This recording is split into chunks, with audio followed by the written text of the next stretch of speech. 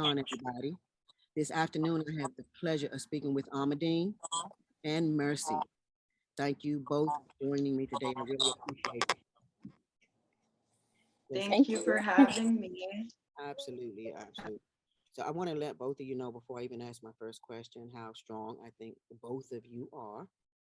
And the reason that I know that Thank you're strong, you. absolutely, and I mean it. The reason that you're strong, I'm not going to just say it without a reason. The reason you're strong is because you're able to do this. You're able to put your face out there, put your emotions out there, your true feelings about how your experience and how it has made you feel. And for that, I find that very strong because we know not everybody can do that. They stay hidden and they kind of just deal with it or not, but they feel alone and they don't voice it. So you're very strong for coming forward and speaking up. Now, my first question to both of y'all is, or I'm going to start with you, Armadine. When did you even know that you were adopted? Were you a baby or were you like old enough to know that you were adopted? Yeah. I came here when I was 7, so yes, I was old enough. I do remember Haiti, and then I remember all the process and coming here. Yeah. Yep. So from Haiti. So Mm-hmm. you at 7, you had already adapted to your culture there. You were Right, exactly. already So like, I already knew, right. So I came here and had to relearn everything. okay. All right. And I can imagine that was a hard process. What about you, Mercy? Same question for you. What age did you realize or know that you were adopted?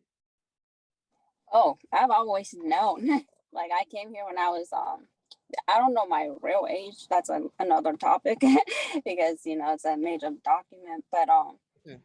they said like around 8, 9 when I came over here. So I knew, like I knew everything else before I came over here. And again, you had a whole culture that you were accustomed to. And if I, in a different language, were both of you, did you all know English when you came here? No. No. Wow, that's a that's something in itself because Yeah. I mean, you speak English like you were born here, both of you. That's what a lot of people say. Yeah, no, and it's and the grammar is Yeah. it's not like it's broken. So I mean, you need to be commended for that as well.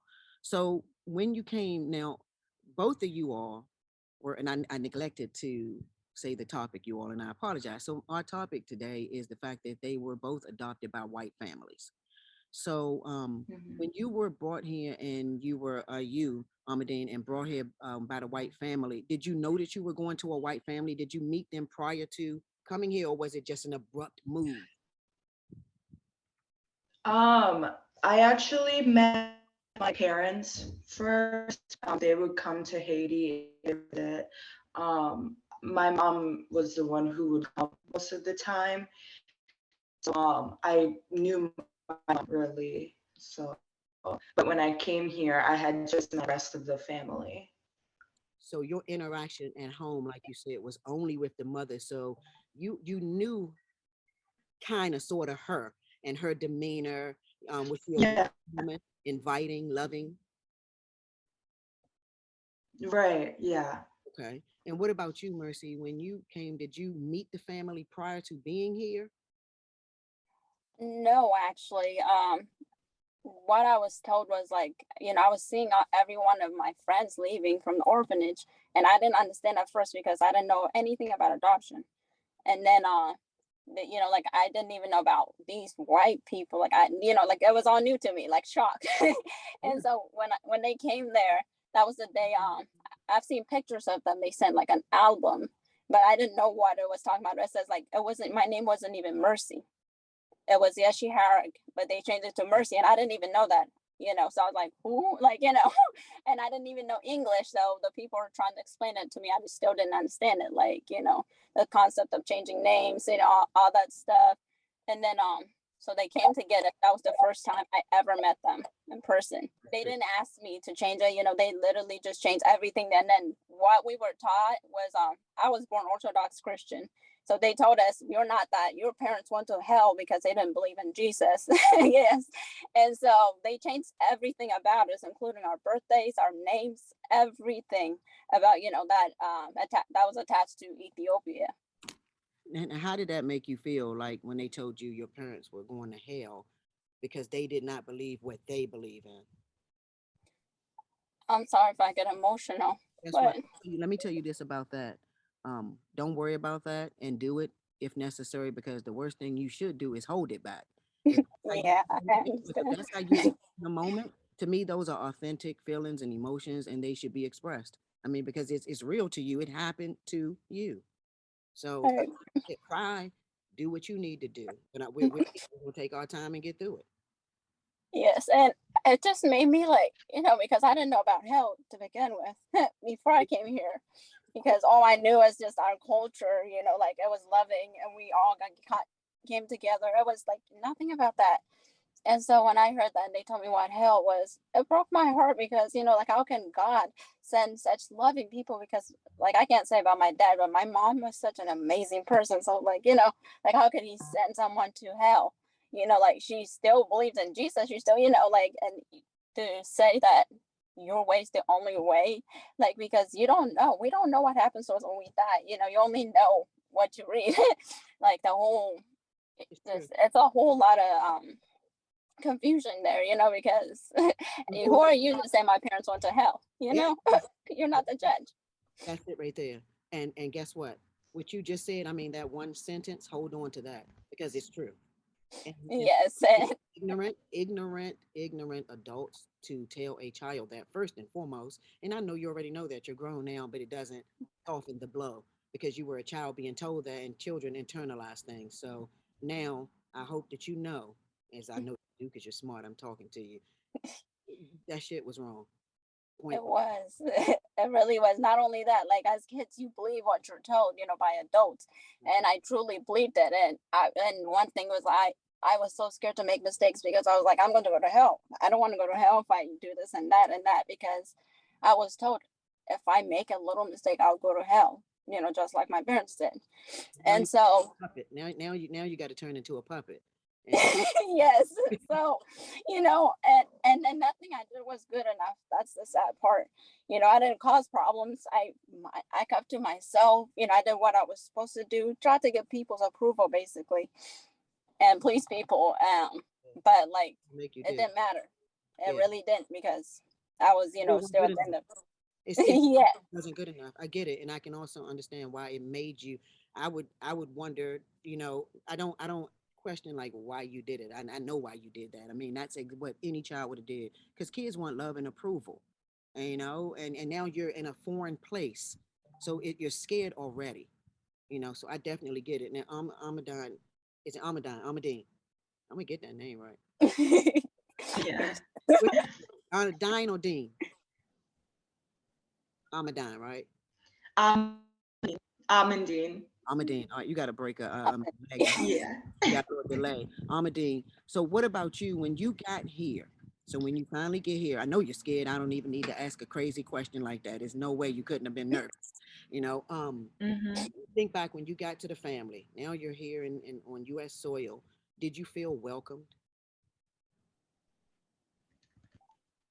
Um, because like I was so young and like when I look back at some things, I'm like, yeah, it was like some things were good, but it changed really fast.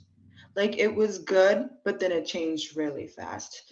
Mhm. Like I just noticed that like my dad would treat me so much different from like my siblings and um like I said, like I knew my mom beforehand, so like I always felt like a little bit closer with her, but she like Mercy said, like I never felt good enough. Like she always made me feel like I wasn't good enough, and it was through her words, you know. So I just always like I kept to myself too. So like I let all my emotions up.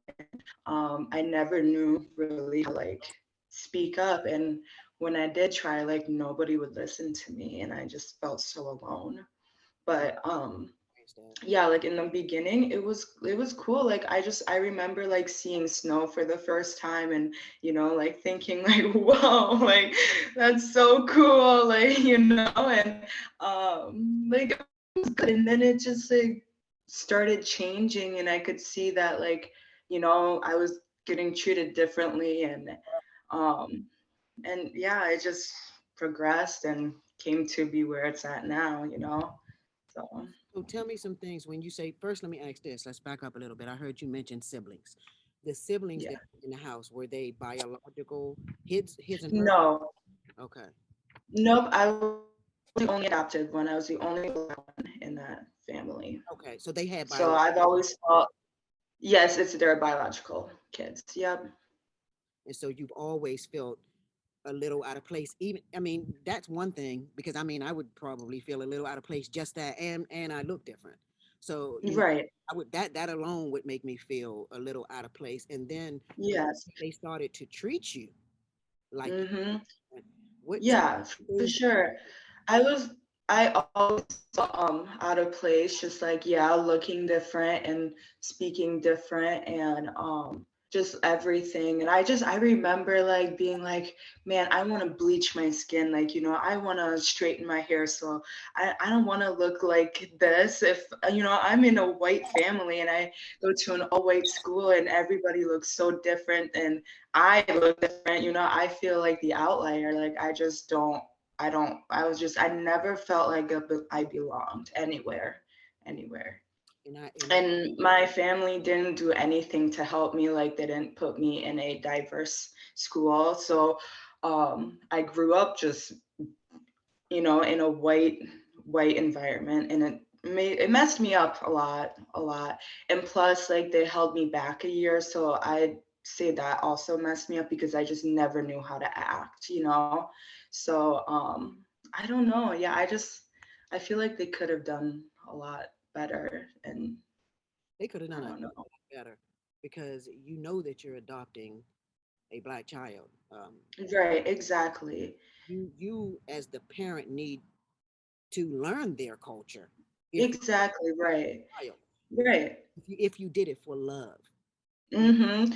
Because I always tell myself, I'm like, if they would have cared, like they would have, first of all, learned my culture, Haitian culture, because I know absolutely nothing about it.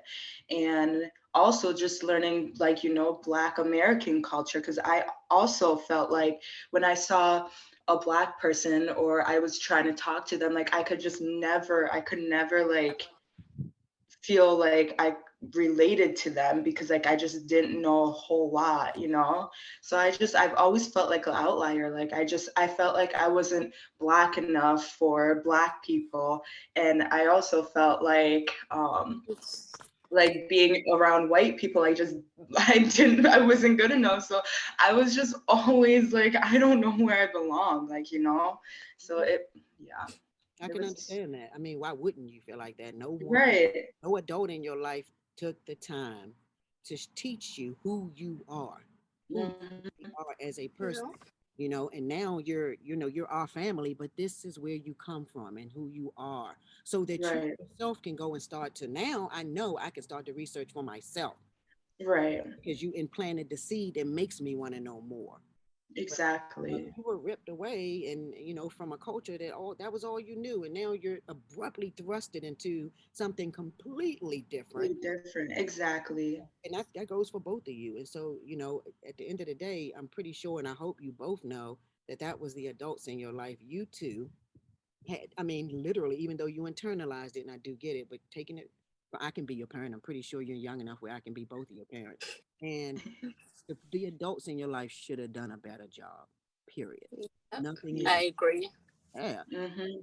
Miss Mercy, when you came to your home, what about you? Did they teach you any of your culture, or keep any of your culture in your life? If that's funny you ask. No, they would take us to Ethiopian restaurants, but like they would not let us communicate in our language. And they were telling people that we were cussing, we were talking bad about them when they didn't even know what we were talking about. So that was the reason why that we can use, our original language. And then not only that, when we try to talk about anything about back home, they are very dismissive of it. Like, act like this is the life you have. You didn't have a past life, basically, erase all that out of your mind. Why are you talking about it? That's your past. That's how they treated it. So anytime we'll bring up anything about Ethiopia, they're just, like, tell us we're trying to play victims. We're really sorry for ourselves. Yes. And Say that as well. shut us down. Yes, ma'am. And then when we try to tell people about these things, they wouldn't even, acknowledge it. Like I said, people are dismissive because they're not going through it themselves. Oh, no. So, it's about educating them. Like I said, like I educated my husband, like, what goes through, he never knew about that. And when I told him, it's like, wow. And I educated a few other people, and then about my culture. And, I told them if it was about love, they would have educated themselves, and they didn't. Like, my hair was destroyed because they didn't know how to take care of it. Just, there was a lot of things that were done, because they weren't educated. And it's true. It's true. My family never even like tried to like take care of my hair. The only way they knew how to take care of my hair is putting it in braids, or but I never knew how to take care of my hair, and I still don't. The only way I know is by putting it in braids. And I would love to wear my natural hair out. I just don't know how to take care of it, and it sucks because they didn't teach us. They didn't learn the proper ways to do it. And that's my only, not one of my only problems. Let me not say that. I would be lying. That's one of the problems I have with adopting out of your race. Because if you're going to do it, and this is for all of y'all that want to go and adopt, for whites that want to adopt a black in particular, because I can only speak on my people. Don't do it if you're not going to educate yourself on who we are as a people, whatever country we come from. I mean, it's the color of our skin brown. Our hair texture is different. We're a little different, and especially them, they came from a different country. So you can't just take kids and then just throw them out there and say, "Hey, go live." Make sure you just fit in. We're not going to teach you any goddamn thing. Just find your damn way, and it better be the right way. So that's what I can imagine that you were made to feel, and that sucks. So back to you, Amandine. Yeah. We'll get it right one day eventually. I can't even. Okay. My memory, I swear I understand. I heard you mention that your family in particular used the N word. Yes. Oh, yes. So actually, the first time I heard it was my brother. We were at a soccer game at our high school. It was my freshman year, and he was a junior. And he and his friends, he wants to be cool for his friends. And we had just got done watching the game. So we were in his car. We were about to go home, and him and his friend were there. And like, they're saying the N-word. And I said something to him, and he was like, "Shut up, Amandine, like it's fine." So like, I was just like in the back seat, like, "Oh, quiet." I was like, what the heck? It's so messed up. And I felt really sad because I was like, they don't care. Like, wow, he does not care. I just told him exactly, like, don't, like, I don't like that, and he just totally disrespected me. And then my oldest brother, he like, I just hear him sing it in like songs, but like even then it's like, why? It's just not okay. And my sister, like, I heard her saying at one time, calling her like friend that, and I was like, why? Like what? And I actually like said something to my mom, and all she did was like tell her to go apologize to me, which meant nothing because she continues to say it, because it sucks like when people come up to you and they're just like, yeah, like, your sister says it, like it's part of her vocabulary. Like, it's like hurtful. It's like it blows my mind, like they have no respect. And my dad, he said it in the car one time. My sister and I was in the back seat and she was in the front, and he said like an acronym, and the first letter started with an N, and then my sister was like, "Oh, what does that mean?" And he said what it meant, and I'm like in the back seat like did I really just hear that right? Like it's just no respect at all. Like they don't care, and it sucks. And then like I said, I go to an all white school basically where there's like a few black children, and they're biracial, so they have white parents, you know. So like I'm sure like they don't, I'm sure they have some sort of like feel, I don't know. But yeah, so I go into a white school that all the children think it's like okay to say it, and it's just, yeah, it's awful. I'm sorry And to go through that actually, because that's mentally tormenting. Like, yeah, you know, they're thinking it's okay to say it. And and you're asking to not for them not to say it. That's what it yeah. really comes in, because I'm asking you politely, and I could Hmm. I'm politely asking you not to do that. At least don't do it around me, because Right, exactly, right. But I can't be with you 24/7. You're going to do what's because that's who they really are. I mean, unfortunately, but right. just don't do it around me. So I commend you for keeping your composure, because apparently you know what that word comes from, and you know it's not good, and you could have busted him in his face. So I Mhm. commend you Yeah, for keeping your composure, not being violent, and knowing that whoever does use that word, they're ignorant. I mean, you're just, yeah, and not only are you ignorant, you don't even want to be educated, because she actually exactly. said your response could have been why, and then let her explain why if you don't know. But to be dismissive, you don't give a shit. Mhm. You know what the word means. You just don't give a shit, and that's just that. So but I want you to keep being strong. So your mother passed away. Okay, okay, and that's what led you to being in an orphanage.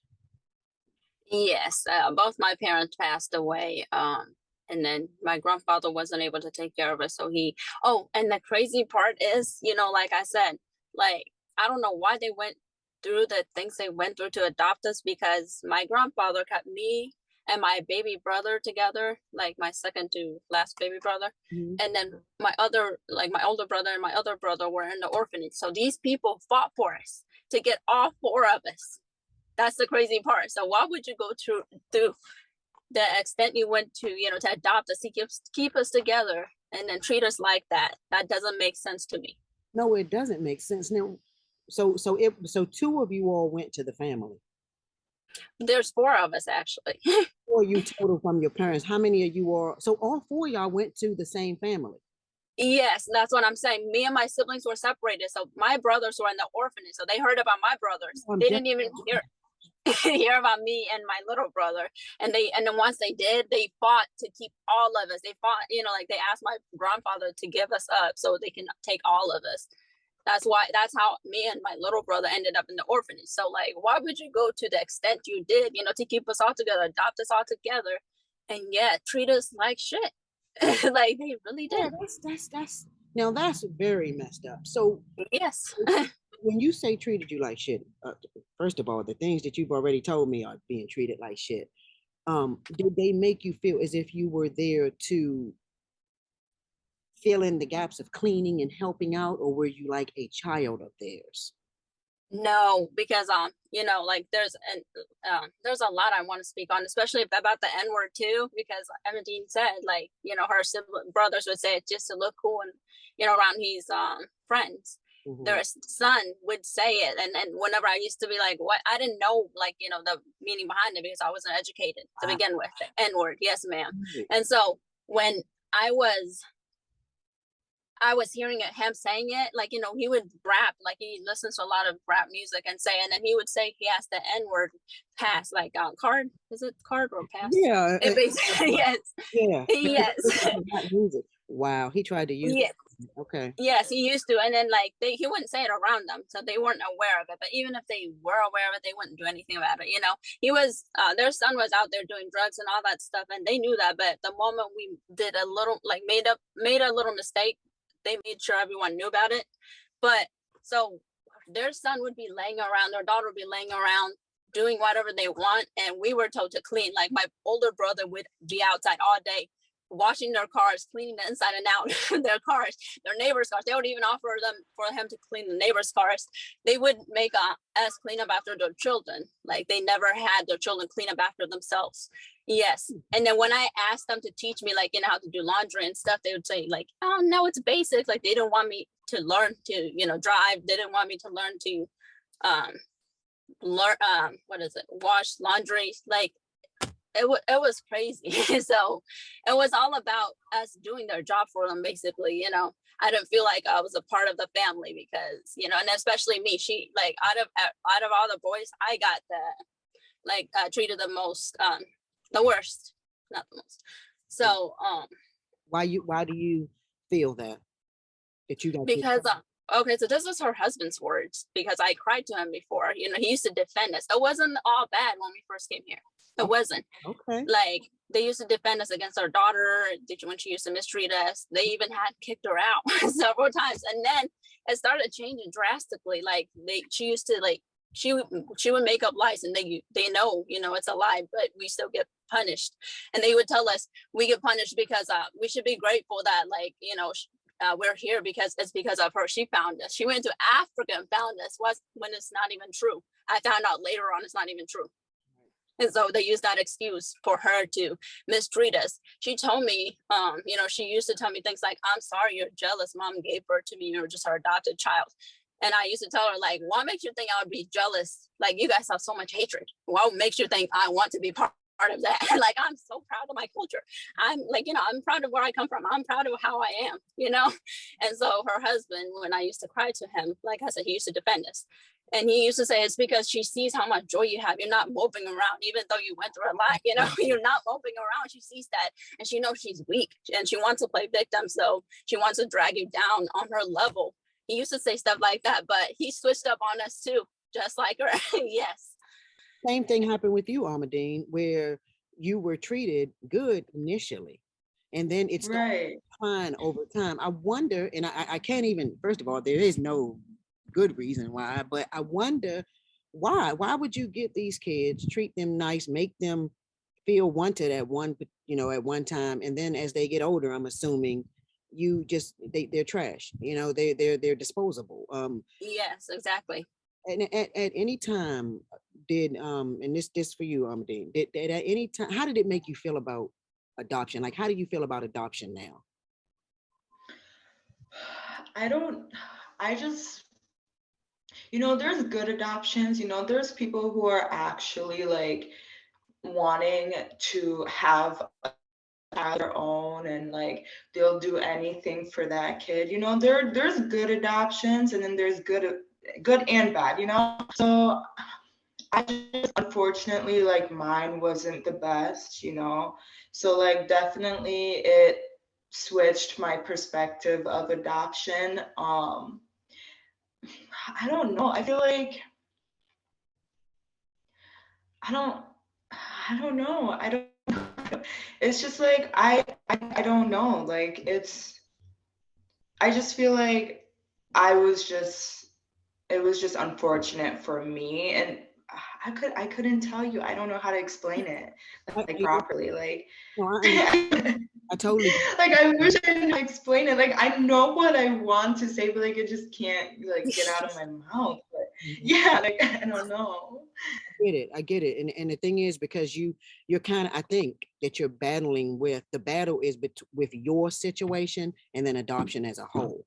Because at the end of the day, you really can Right. only speak on your situation, but there's so many others like you that Right. bad taste in people's mouths about the whole process. Yeah. Because when with your adoption, I want to ask this: do you all know if they went through an agency where they had to pay? Do you know if they paid for it? Because in my Hmm? They paid. You got to break up, Armadine. You said they paid for yours. Yes, but I think her computer is breaking up. I'm so sorry. You good? It's extremely glitchy.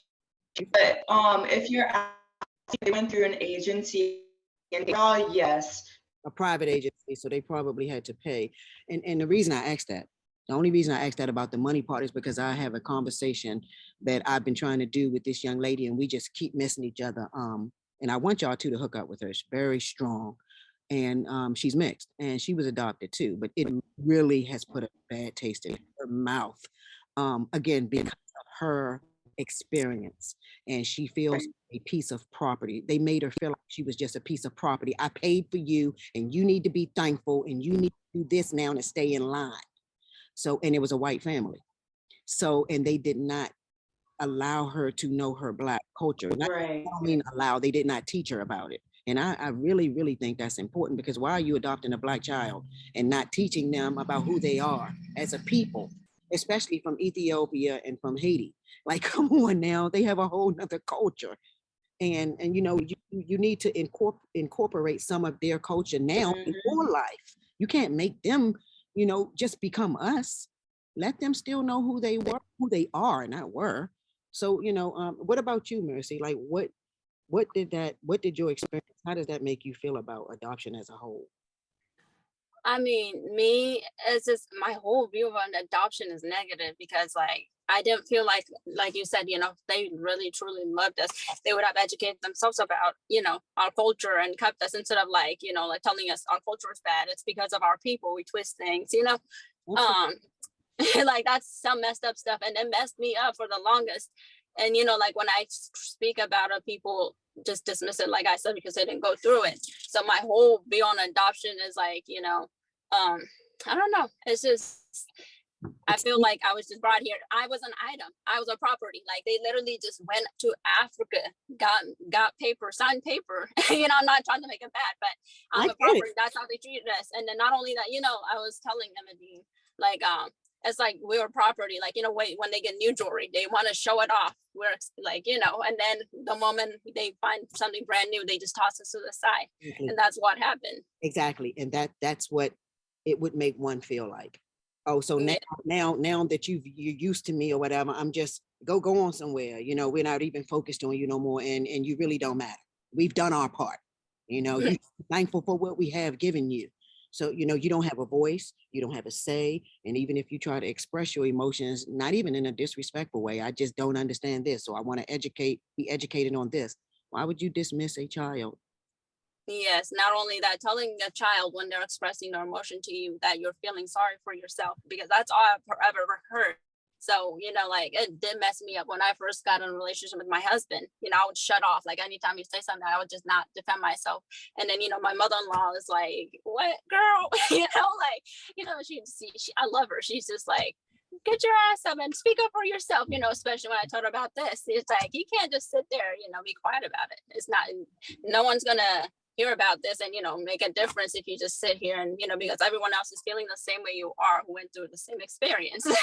They're behind their laptop or whatever, not saying anything, because again, you're made to feel as if why am I on a pity party? I'm just on a self-pity party. It really doesn't matter. I just need to pick myself up by the bootstraps and move on. But no, that's hiding, that's internalizing all of that shit. And eventually you explode. And, my reason for doing this is because people that deal with anything, when they keep things bottled up, those are the people, unfortunately, that go and shoot up a school or because nobody cared enough to listen and hear what they were feeling or what they were going through. Don't mean we can save everybody, but you can be an ear. You can know their feelings do matter. You are valid. Well, right. So, like I said, I want to let both of y'all know, please keep speaking up. I'm growing. I know my platform is going to be seen and heard, as it grows. So your face will be out there. Your story is going to be out there. I know you're online already telling yours, Amandine. Keep doing it. Mercy, I implore you to do the same. I know you're not big on social media, but it's a way to get your story out there. It is. And not only that, because like I told you, like I didn't tell you actually. When I tried to tell the school counselor, I threatened to tell the school counselor. They put me in a mental hospital, trying to diagnose me with some mental illness. Yes, it's crazy. It's not just, oh, I was mistreated, I was misunderstood. It's bigger than that. And if I do have a mental illness, you believe you've helped do it. And expressing your feelings does not mean Yes, and they did try to diagnose me, but the doctor said there's nothing wrong with me, but she tried to fight the doctors. Yes, and not only that, diagnosed me with something called RAD, which is like reactive this attachment disorder. So she's saying, like, my therapist told me, like, finally, like, I had a therapist who listened. I didn't take their side.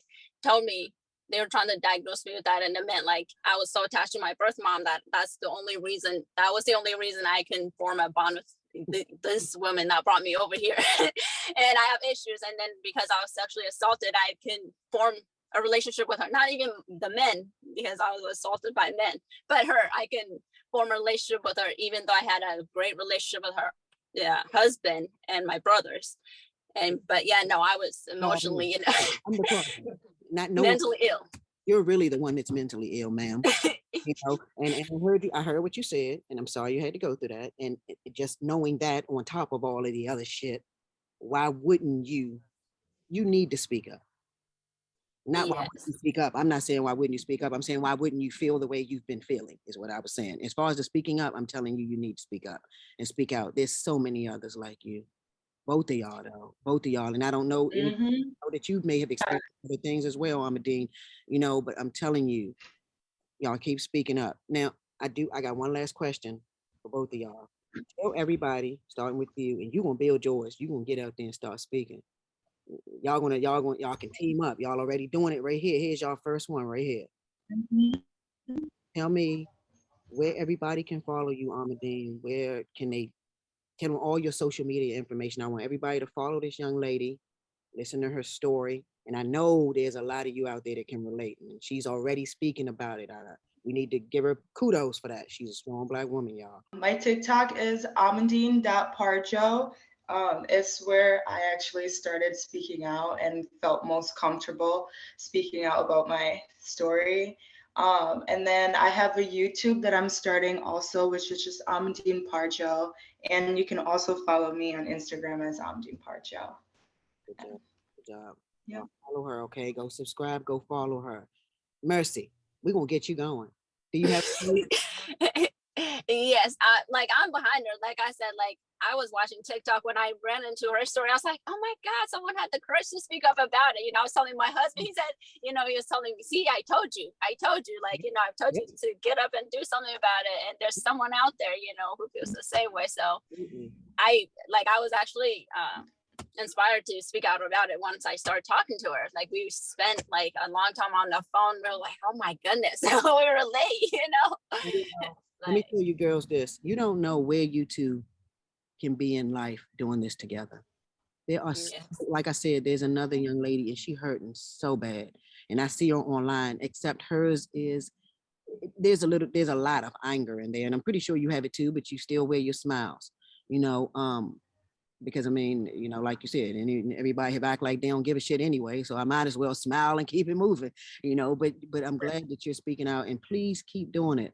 Mercy, have you gotten your page done yet? Or, oh, you already have a page yet. Where can they follow you? It's on Facebook, Mercy Mims, and we're actually running a support group, so, you know, everyone can come over and freely speak about it. You know, even if it's not your bad experience, they can educate each other, you know, about each other's cultures. Absolutely. Oh man, that's so good. So with both of you all, are you starting to learn more about the Ethiopian culture? Yeah, we're learning about each other's culture, so I think that's cool. Mercy's always sending me videos, and I'm like, oh my God, thank you. Like, I want to learn about all the cultures, you know, like, thank you. She's always sending me videos. She's like, you need to watch this, like, you need to, you know, and I'm like, yes. Yourself, girl. Yeah, exactly. Yeah. And I mean, because, and it's funny because both of your cultures have a lot of culture. You know, yeah. Roots. I mean, you know, Ethiopia is the motherland. You know. Yes. So, you know, like, how can I not be proud? You know, that's one thing. You damn right you should be proud of being Ethiopian. I mean, yeah, you really need to learn your history. And Haiti, they ain't there not to be reckoned with either. So you need to really learn who you are. You know, and I keep doing it. Now, my last question to both of you, starting with you, Amandine. Will you promise to always spread peace and love in this world? Yes. Only peace and love. Only peace and love. That's right. That's what's up. Mercy, same question for you. Will you promise to always spread peace and love in this world? Oh my goodness, of course. I love it. Listen, I thank both of you. I'm serious. You're a strong black Thank, woman, and keep staying strong. I'm here for you if you want to talk ever. thank you so much. Thank you. Like this means the world to me. Like I'm so happy about Me too. this. Yeah, no, I thank Yes. both of y'all. Y'all are the strong ones. You're the one telling your story, speaking up. So thank you. Yep, and Thank you for listening. of course, and thank you for not giving up and knowing that you're supposed to be here. Now go out in this world and do what's meant for y'all to do. Yes. Amen.